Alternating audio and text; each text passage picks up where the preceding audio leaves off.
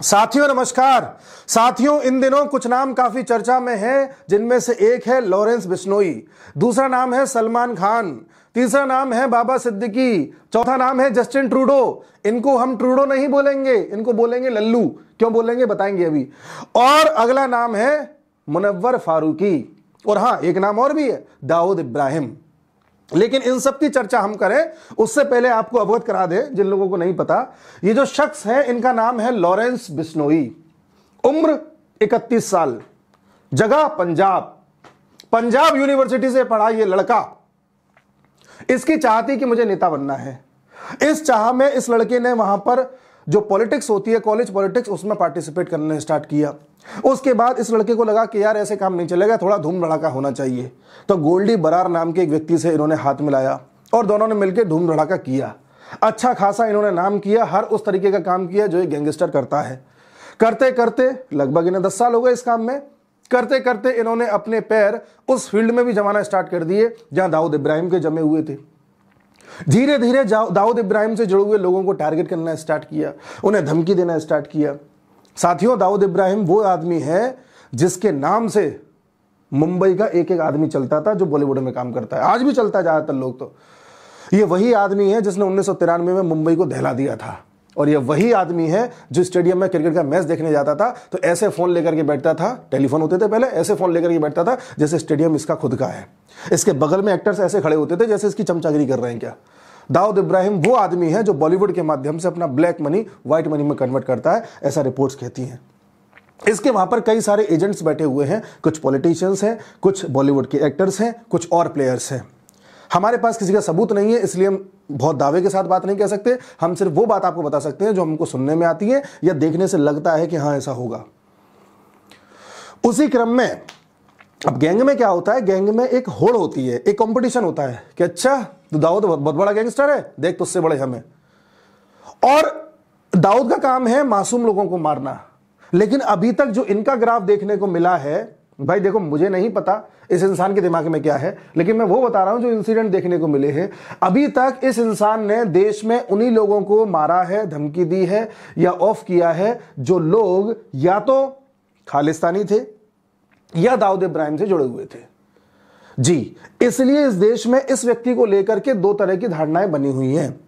एक धारणा यह कहती है कि यह आदमी बहुत सही है क्योंकि देश के लिए काम कर रहा है, देश के दुश्मनों को ऑफ कर रहा है। इसमें चाहे खालिस्तानी शामिल हो, चाहे ऐसे लोग शामिल हो जो दाऊद इब्राहिम से जुड़े हुए हैं या दाऊद इब्राहिम और बॉलीवुड के बीच में ब्रिज का पुल का काम कर रहे हैं। और दूसरे वो लोग हैं जिनका कहना है कि गलत गलत होता है, यह भी अपराधी है तो है। इसका फैसला हम आप पे छोड़ते हैं कि आपको इसको किस रूप में देखना है। लेकिन फिलहाल इस व्यक्ति ने एक जने की नींद हराम कर रखी है, वो जना है सलमान खान। इस इंसान ने, हालांकि अभी ये जेल में है, 2014 में गिरफ्तार किया गया था राजस्थान से, उसके बाद अलग अलग जेलों में रहा। फिलहाल ये अभी साबरमती जेल गुजरात में है। जेल से इसने धमकी दी, अब कैसे दे ली पता नहीं, वहां से धमकी दी कि सलमान खान को हम छोड़ेंगे नहीं क्योंकि इसने हमारे काले हिरन का शिकार किया था। हमारे का मतलब ये बिश्नोई समाज से आता है और राजस्थान में बिश्नोई समाज काले हिरन को बहुत ज्यादा पूजता है, मान्यता काफी ज्यादा है। तो इनका कहना यह है कि चूंकि इसने मारा था, हम साथ साथ हैं फिल्म की शूटिंग के दौरान, तो इस व्यक्ति को हमसे तो नहीं, खैर वहां के मंदिर में जाकर के, इनका मंदिर है अपना, उसमें जाकर के माफी मांगनी होगी तो हम इसे माफ कर देंगे, वरना इसे छोड़ेंगे नहीं, हमारा एम है। और सलमान खान से इस कदर दुश्मनी है इस व्यक्ति को कि जो भी व्यक्ति सलमान खान से जुड़ा है उस व्यक्ति को भी जो है धमका दिया जाता है। कई ऐसे केसेस हैं, कई ऐसी घटनाएं हैं जो सामने आई हैं जहां पर यह सामने आया है कि जिसने भी सलमान खान की तारीफ करी उसके बाहर, घर के बाहर फायरिंग कर दी गई। एक एग्जाम्पल मैं आपको बताता हूं, आपने एपी ढिल्लों का नाम सुना होगा। ये अभी कनाडा में रह रहे हैं। इन्होंने सलमान खान की फिल्म में काम कर लिया था और सलमान खान के राइट हैंड दिखाए गए थे। इसी बात से नाराज हो गया लॉरेंस बिश्नोई और इनके घर के बाहर फायरिंग हो गई और काफी चर्चा में इनका मामला रहा। उसी प्रकार से, ये 2024 की बात है, उसी प्रकार से कई ऐसे नाम हैं जिन्होंने सलमान खान की बड़ी तारीफ करी, कह रहे वो तो हमारे भाईजान हैं, सलमान खान जैसा तो कोई हो ही नहीं सकता। लॉरेंस बिश्नोई ने कहा अच्छा रुको रुको। तो ऐसे एक व्यक्ति हुआ करते थे, उनका नाम है गिप्पी ग्रेवाल। इनका फोटो, गिप्पी ग्रेवाल के घर के सामने भी यही काम हुआ जो एपी ढिल्लों के सामने हुआ था। घर के बाहर रात को जब सब लोग सो रहे थे तब घर के बाहर फायरिंग होती है। बाद में पता चलता है कि भाई लॉरेंस के आदमी ने ऐसा किया है और लॉरेंस ने जिम्मेदारी ली। अगले दिन ये गिप्पी ग्रेवाल ने आकर खुलेआम कह दिया कि भैया हमें कोई लेना देना नहीं है, हम तो बस सलमान खान के बारे में बोल गए, हमारा ऐसा कोई नहीं है। हर किसी को जान प्यारी होती है। अब साहब लॉरेंस बिश्नोई ने पकड़ा आपके बाबा सिद्दीकी को। अब मैं सिद्दीकी पे आता हूं कि सिद्दीकी का मामला क्या है। जो ये सिद्दीकी है सो कॉल्ड, ये सिद्दीकी की उपलब्धता बस इतनी है कि सिद्दीकी ने सलमान खान और शाहरुख खान के बीच में पैचअप कराया, क्योंकि सलमान खान और शाहरुख खान के बीच में 2008-9 के आसपास कैटरीना कैफ के बर्थडे पार्टी के दौरान एक लड़ाई हो गई थी और लड़ाई के चलते दोनों एक दूसरे से बात नहीं कर रहे थे। फिर 2013 के आसपास, 11 के आसपास इन दोनों में सुलह कराई गई और मामले को शांत कराया गया। ये इनकी उपलब्धि है, इसलिए इनको बॉलीवुड में काफी ज्यादा पहचान मिली, काफी लोग इनसे मिलते जुलते हैं। और समय समय पर ये जो बाबा सिद्दीकी थे ये इफ्तार पार्टी दिया करते थे, पार्टी देने के मामले में बड़े मशहूर थे। बाबा सिद्दीकी वो आदमी थे जिनको संजय दत्त के पिता सुनील दत्त अपना दूसरा बेटा कहते थे। और संजय दत्त के साथ कैसे केसेस जुड़े हैं आपको पता है। संजय दत्त के साथ AK-47 रखने का केस जुड़ा हुआ है, गैंग के साथ मिले होने का केस जुड़ा हुआ था, जिसके चलते संजय दत्त पर टाडा भी लगा था, संजय दत्त जेल भी रह करके आए। और कुछ जगह पर यह भी छपा कि दाऊद के साथ भी उनके लिंक थे। उसी संजय दत्त के बाद दूसरा बेटा माना जिसको गया उनके पिता के द्वारा, वो ये शख्स थे। मीडिया में इन शख्स के बारे में हर तरह की चर्चा हो रही है, पर यह चर्चा नहीं हो रही कि इस व्यक्ति के पास सैकड़ों हजारों करोड़ की संपत्ति कैसे आ गई। ये आदमी बांद्रा का एमएलए है, उस जगह का एमएलए है जहां पर ये लोग रहते हैं, और एक एमएलए की इतनी संपत्ति थोड़ी होती है भैया, कहां से आ गई। और इनके पिता क्या थे, एक बहुत ही सामान्य परिवार के थे, गोपालगंज बिहार के थे। उनके पास ऐसा कौन सा खजाना था जो उनको देकर के चले गए। इसके बारे में मीडिया आपसे नहीं पूछेगी, मीडिया कभी आपसे ये नहीं पूछेगी, ना इसको बताएगी कि भाई ऐसा कैसे है कि इस व्यक्ति के पास दाऊद की धमकी आती है और दाऊद इससे कहता है कि भाई मेरी बात मान जा, कायदे में रह ले, वरना राम गोपाल वर्मा से कहकर के फिल्म बनवा दूंगा। एक था एमएलए। ये कौन सी ऐसी बात है कि दाऊद इब्राहिम को इनकी बुरी लग गई, और बुरी लगी होगी इसका मतलब यह कि कोई ना कोई संपर्क रहा होगा, क्योंकि चर्चा चल रही है। मैंने फिर कहा मेरे पास कोई सबूत नहीं है, कोई फोटो नहीं है ऐसी दाऊद इब्राहिम के साथ वाली, लेकिन हां चर्चा यही है। और ऐसा क्या कारण है कि पूरा बॉलीवुड सलमान खान के नाम से डरता है आज की डेट में।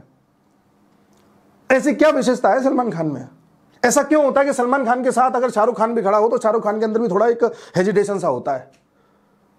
ऐसा क्यों है कि सलमान खान में एक अलग लेवल की अकड़ है। और ऐसा क्यों है कि सलमान खान जिसका करियर चाहे बना दे, जिसका करियर चाहे बिगाड़ दे। इन सवालों का जवाब मीडिया क्यों नहीं पूछ रहा किसी से। मीडिया कभी इनकी चर्चा करते ही नहीं है। सलमान खान तो भाईजान है सबके। विवेक ओबराय का करियर खा गए, अरिजीत सिंह को भी इन्होंने साफ करने की कोशिश करी, न जाने कितनों का खा गए, लेकिन कभी सवाल नहीं उठा क्यों। आखिर या तो सलमान खान बहुत पावरफुल है, या सलमान खान के पीछे कोई खड़ा है वो बहुत पावरफुल है।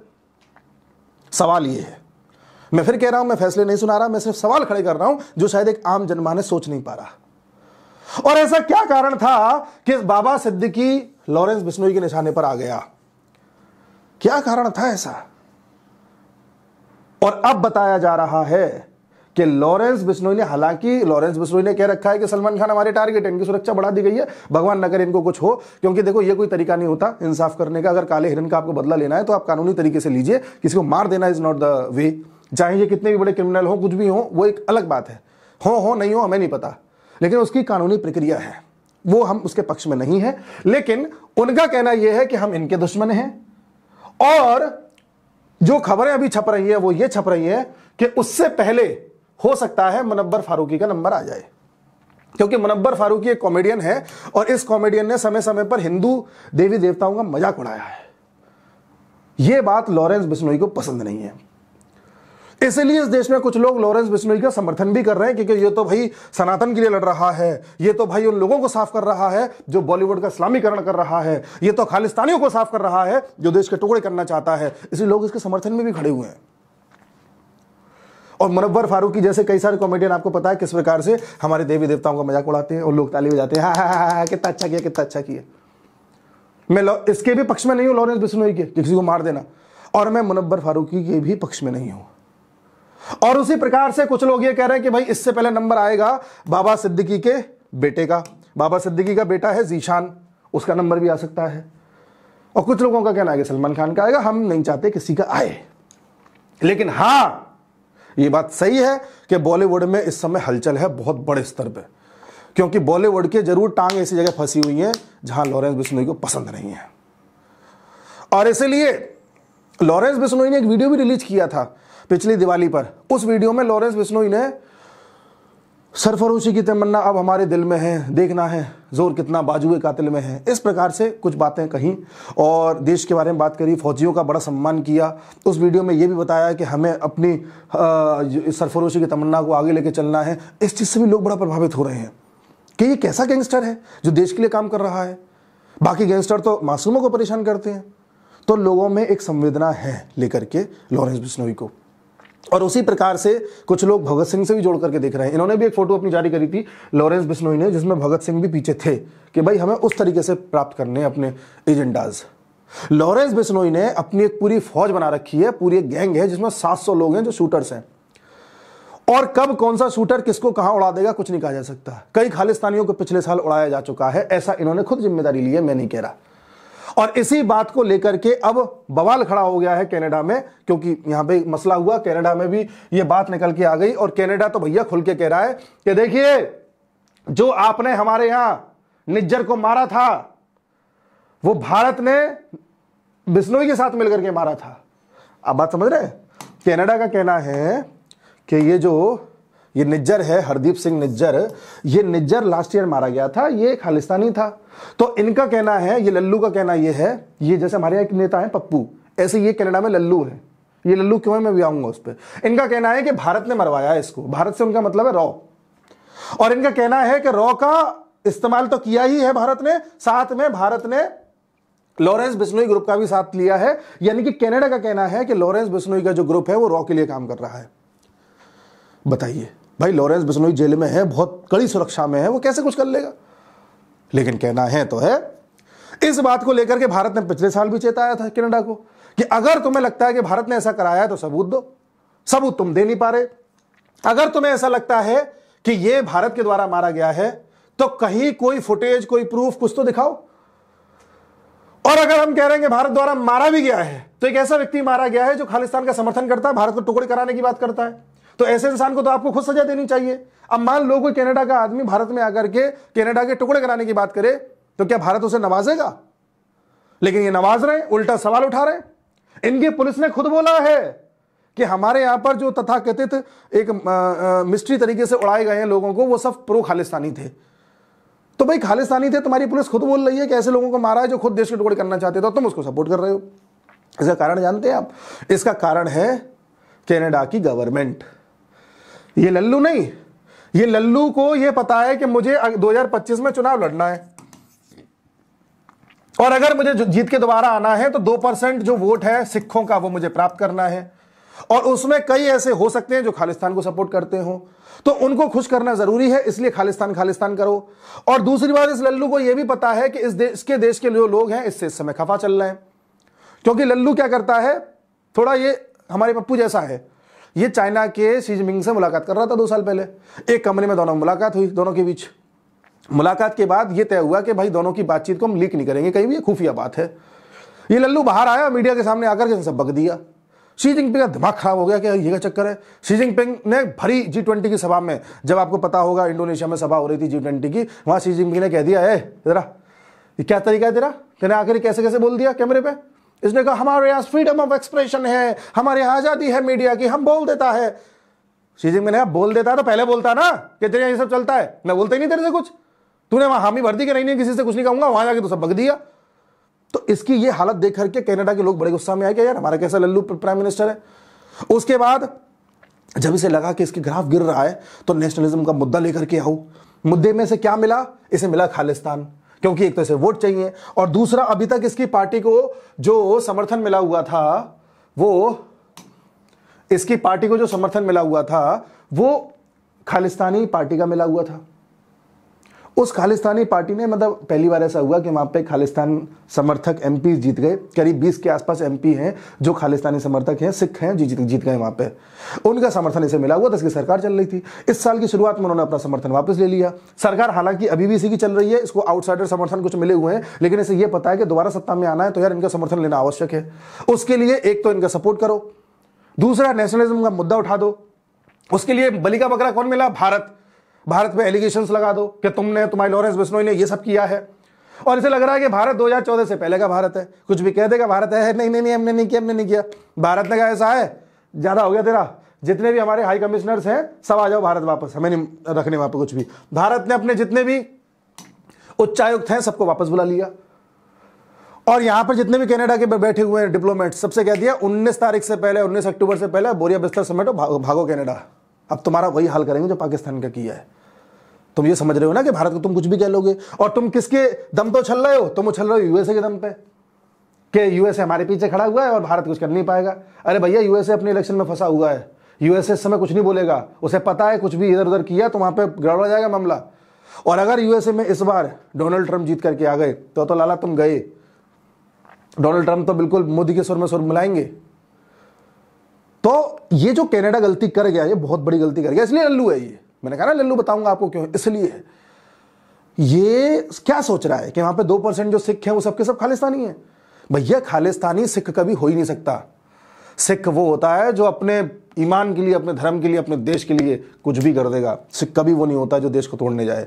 सिख वो होता है जो अपने गुरु की बात मानता है। सिख वो होता है जो अपनी संस्कृति का पालन करता है। सिख वो नहीं होता जो तोड़ने की बात करे। ये कुछ गिने चुने चंद ऐसे लोग तैयार हो गए जो सिखों को बदनाम करने के नाम पर खालिस्तान खालिस्तान चिल्लाते हैं। लाला जो 2% है वहां पे, वो सबके सब वोट नहीं देंगे, हार गया ये। और वहां पे और भी इंडियंस हैं जो भारत से प्रेम करते हैं, भारत से पंगा लेके तेने 2% में 1.9% गवा दिया। और लॉरेंस बिश्नोई भी मैं दोबारा आऊं, इस लल्लू की तो बात इतनी करूंगा, बाद में फिर कभी करूंगा। इसके साथ मसला ये है, ये हर उस चीज को खत्म कर देना चाहता है जो खालिस्तान को सपोर्ट भी करती है, और बॉलीवुड में ये दाऊद इब्राहिम की गैंग को सपोर्ट करती है। मैं शामिल हैं जो लोग, उनकी बात नहीं कर रहा, जो सपोर्ट भी कर रहे हैं उनको भी नहीं छोड़ रहा। आपको एक चीज में बताऊं, खालिस्तानियों ने क्या किया, अभी एक नया चला है इनका, इनके इसमें कई बड़े बड़े देश शामिल हैं। खालिस्तानियों को यह पता है कि जो खालिस्तान का आइडिया है, ये आप एक 20 साल 30 साल के आदमी को बताओगे तो वो हो सकता है रिजेक्ट कर दे। इस आइडिया को बचपन से डालो बच्चे के दिमाग में, और बचपन से बच्चा क्या चीज सबसे पहले पकड़ता है? वो पकड़ता है कार्टून, फिल्में, गाने।